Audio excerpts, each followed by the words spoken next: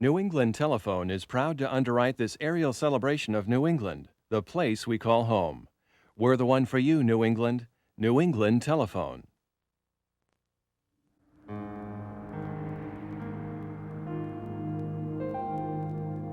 New England.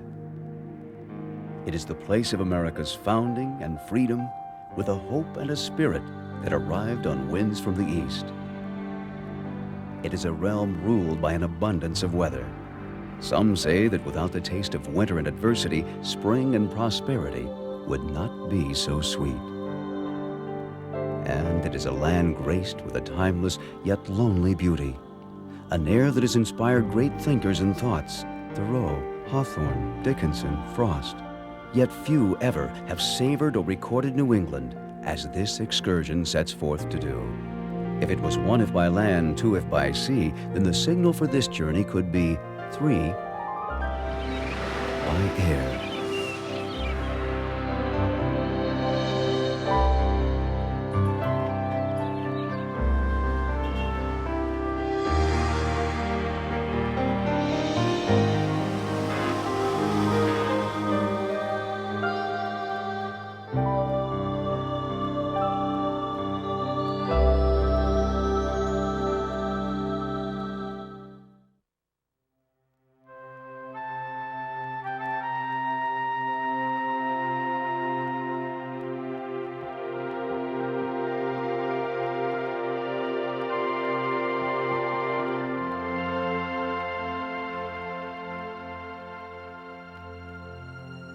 Daybreak on Cadillac Mountain. A narrow rose-colored band of light streams across open seas to find its first landfall here on Acadian shores.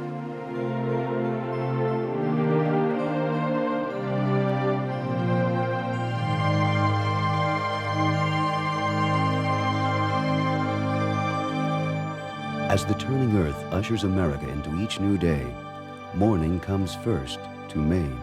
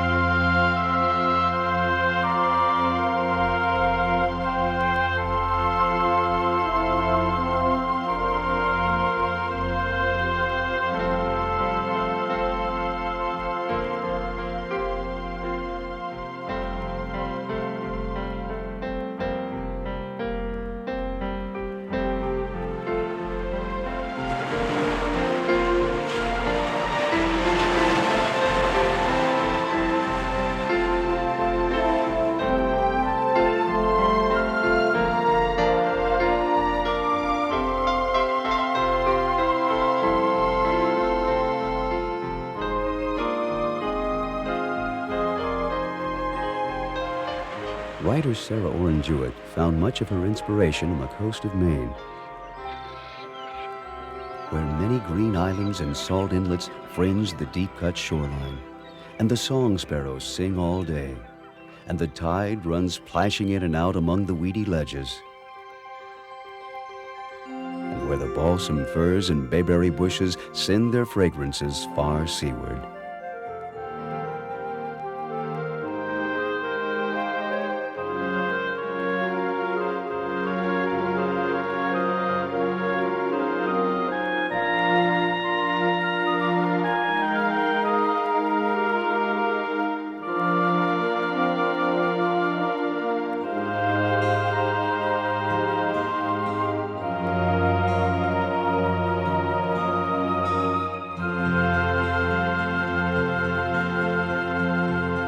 In this country, just as nature shapes the land, it also shapes the working towns and the people themselves. Beyond stretches of granite and wood lies the promise of fertile soil. In spring, a handful of earth is a handful of hope. In fall, it is a handful of life itself.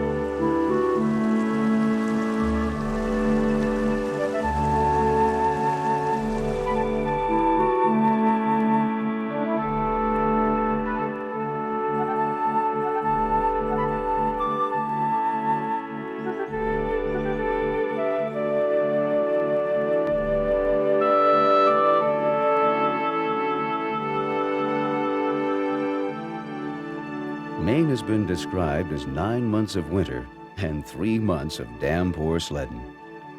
Poet Elizabeth Coatsworth welcomed one long-awaited spring with these words: "Now in the stillness, the blossom returns to the tree and the bird to its nest. The light returns to the water and the shadow to the builder, and I return to myself."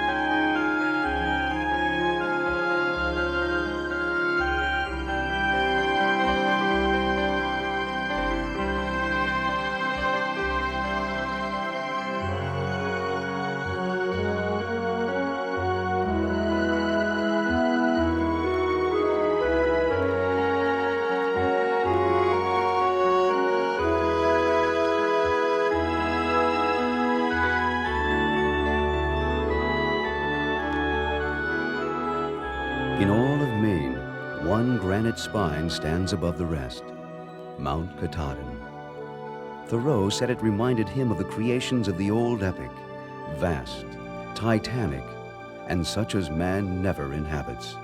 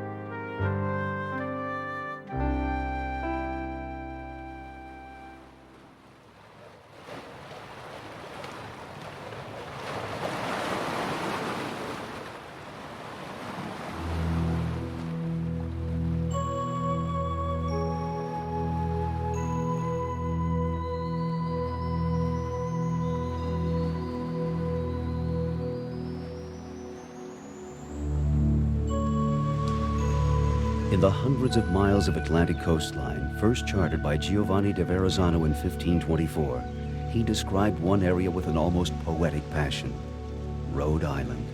He called it Refugio, a beautiful or idyllic refuge, a prophecy for what is now one of the most opulent settings one could ever imagine.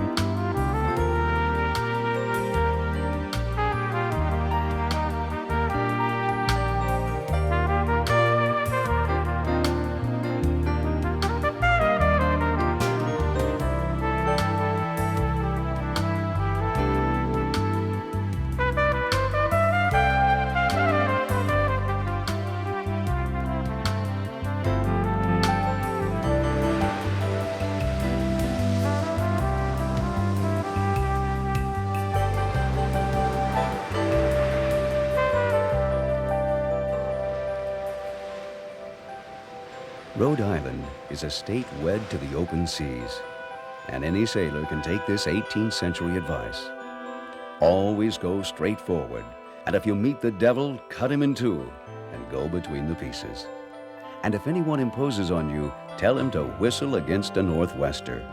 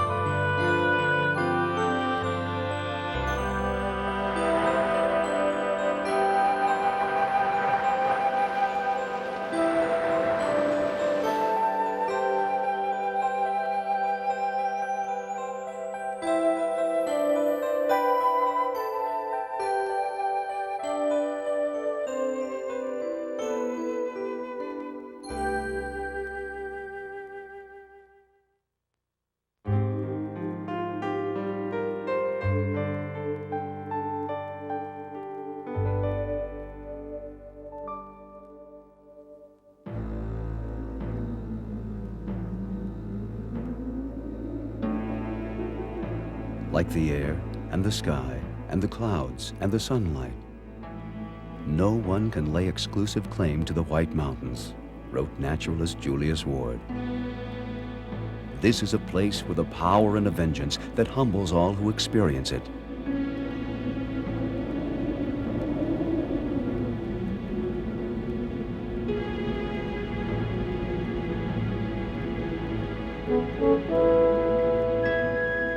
After walking in these mountains, poet Lucy Larcom penned the following: "One world, there is no separation, the same earth above and below. Up here is the river's cloud cradle. Down there is its fullness and flow."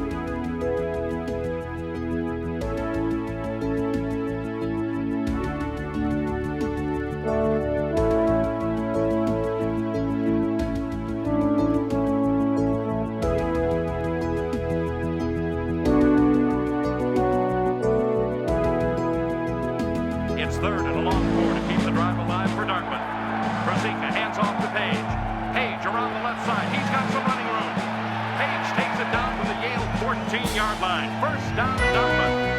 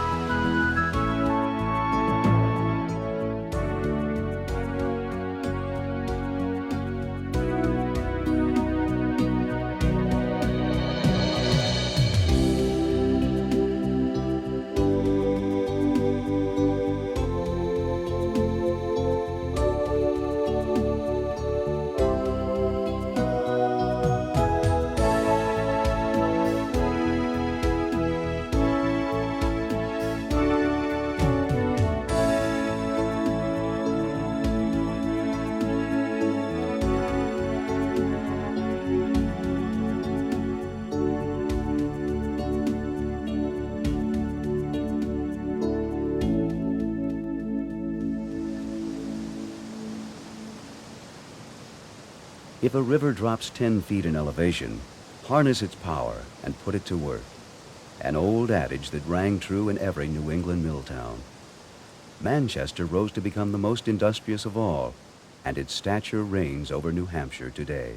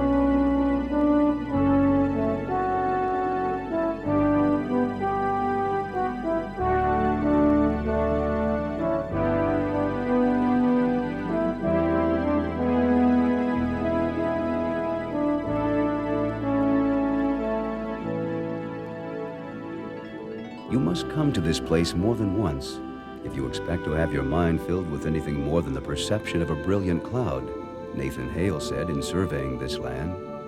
No country is well known until after a second visit. We return with minds furnished with new powers for observation. Fresh objects start up, and new beauties disclose themselves.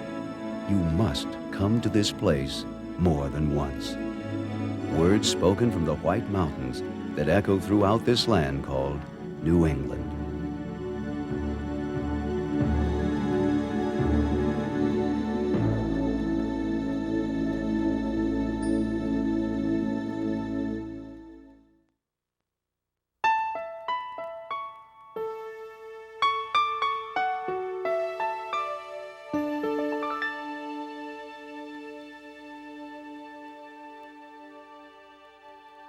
Sleep, Ethan Allen of the Little Clan.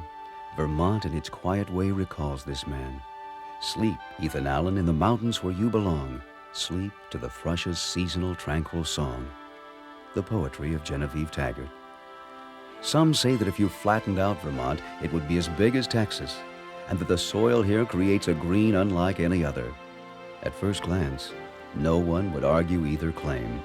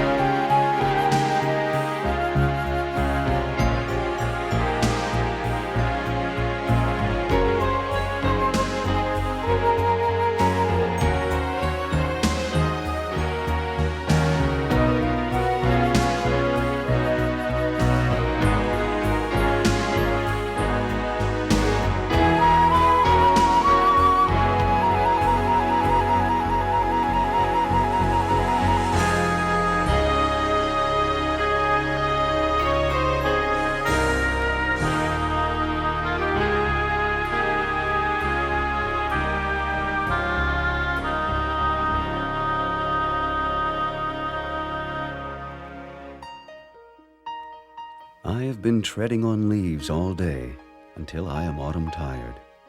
God knows all the color and form of leaves I have trodden on and mired. All summer long they were overhead, more lifted up than I. To come to their final resting place, they had to pass me by. Robert Frost.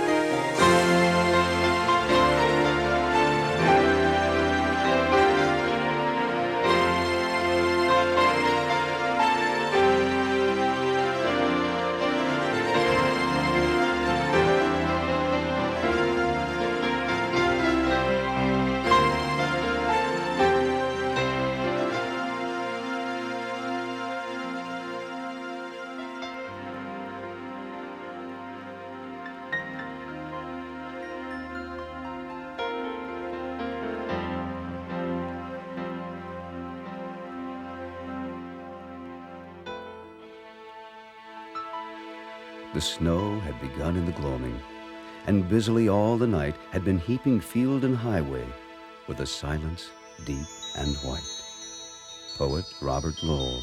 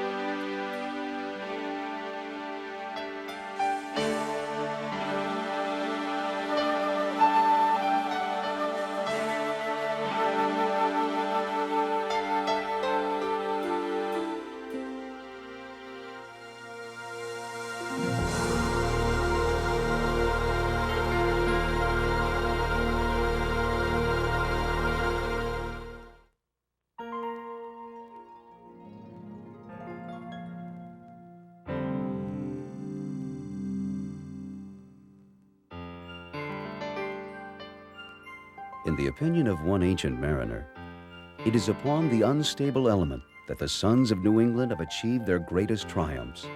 Their adventurous prows vex the waters of every sea. They are as bold and restless as the old northern Vikings. The ocean is their pasture.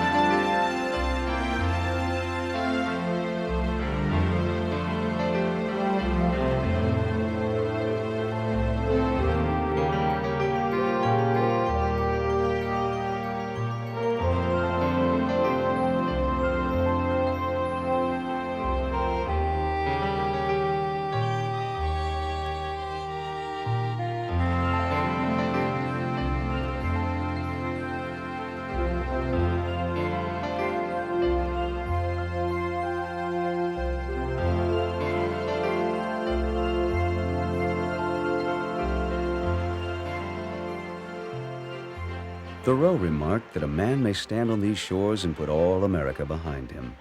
It is a place of eternal warring between sand and sea, a battleground New Englanders happily aspire to.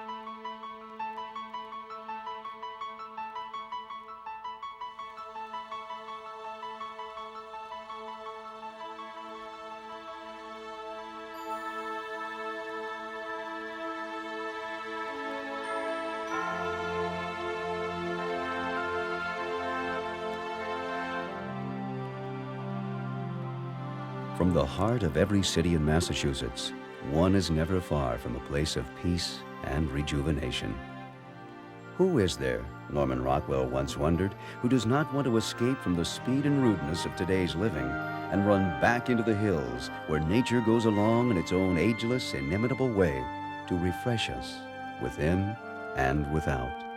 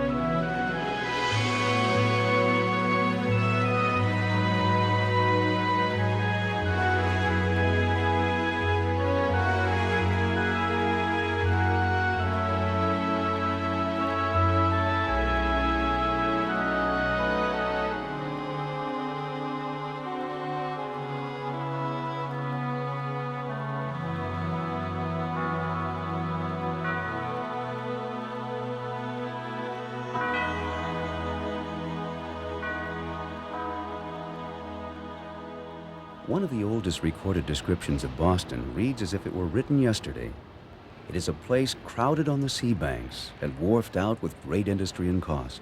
The buildings are beautiful and large and orderly placed with comely streets, whose continual enlargement presages a sumptuous city. These words were written by London sea captain Edward Johnson. The year was 1654.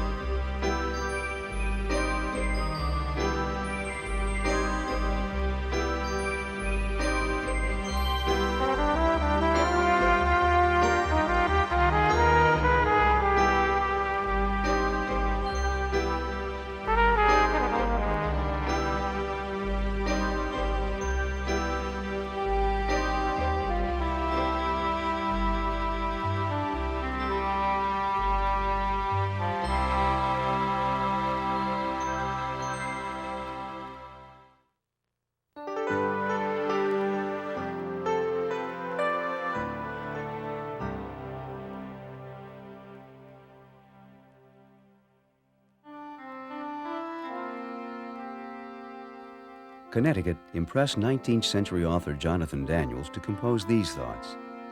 There is solitude for the singer and her high notes on a hill. There is rest for the broker, quiet for the writer and for the painter. And there are stretches of countryside undisturbed and unentered by the mixed multitudes who claim it home.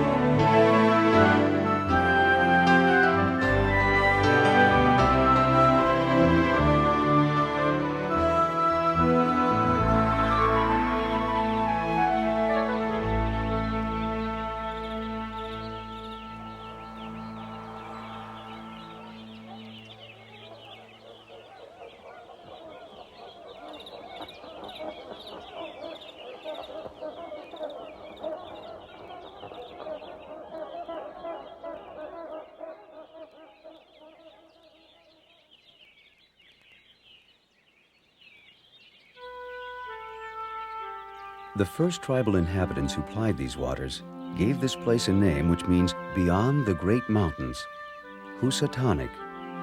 The river stretches out like an aisle through a cathedral of gently rounded peaks. On a bright spring day, a setting like this inspired Emerson to write, "There are days which occur within this climate wherein the world reaches its perfection, when the air, the heavenly bodies, and the earth make a harmony, as if nature would indulge her offspring."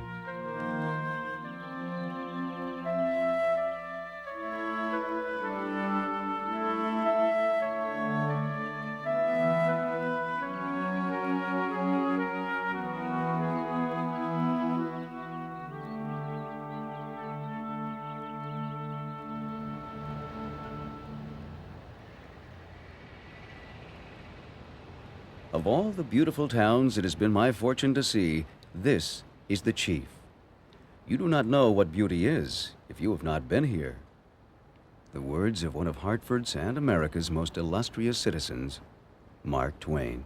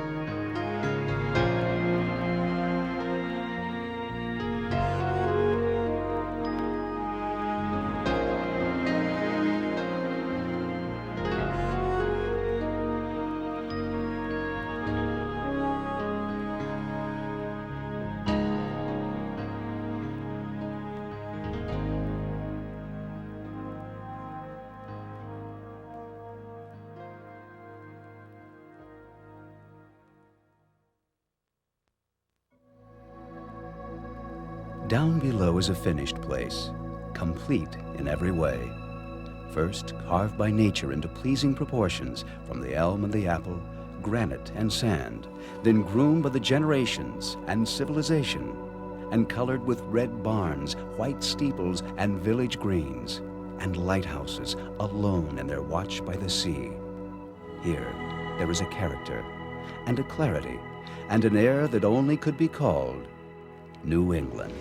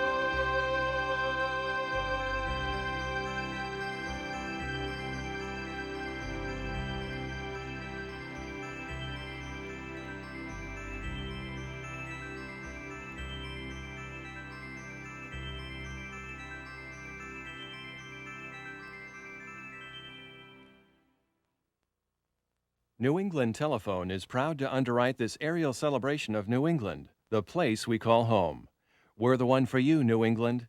New England Telephone.